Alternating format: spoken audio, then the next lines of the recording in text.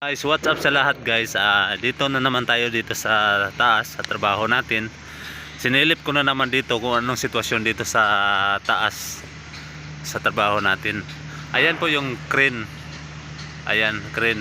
Ang trabaho ng crane na yan ay siya po ang ano ng mga gamit galing sa baba, ilagay niya dito sa taas. Ito po ang trabaho ng crane. Ayan. Actually guys, dito po ako nagtrabaho sa UDC. Ayan. UDC Pier of Qatar. Ayan, ito po yung sitwasyon sa trabaho ko dito. Ayan po yung sitwasyon diyan, oh. May mga malalaking mga building. Actually dito po tayo sa taas ngayon. Tiningnan ko po yung sitwasyon dito sa taas, sa rooftop, kung may mga activity ba tayo dito sa taas.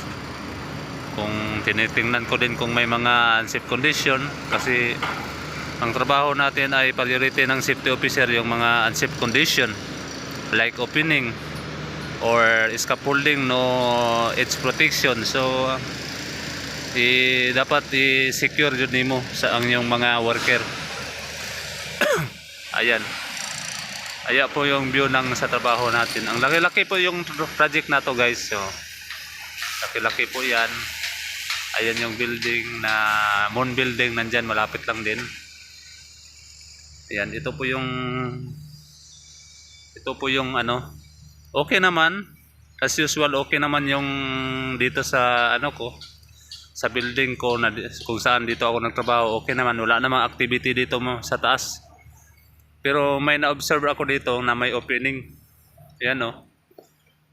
Ito ang high rise guys. Pag may makaapak dyan, diretso hulog sa baba, kaya dapat yan bigyan ng atensyon. Yan ang mga first priority ng mga safety officer. Ayan, kung may mamahulog dyan, wala na.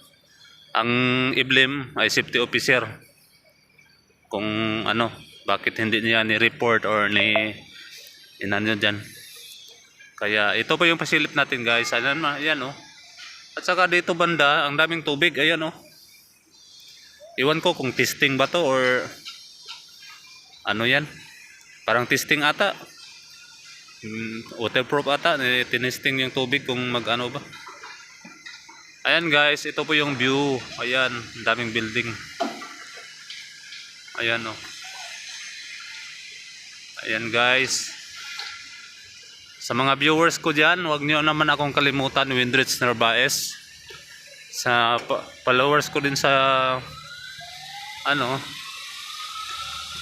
YT, huwag niyo akong kalimutan mga lalabs. Ayan. Thank you so much mga lalabs sa panonood niyo. Maraming salamat po. God bless po ang lahat. Pag-ingat po palagi. God bless. Thank you so much.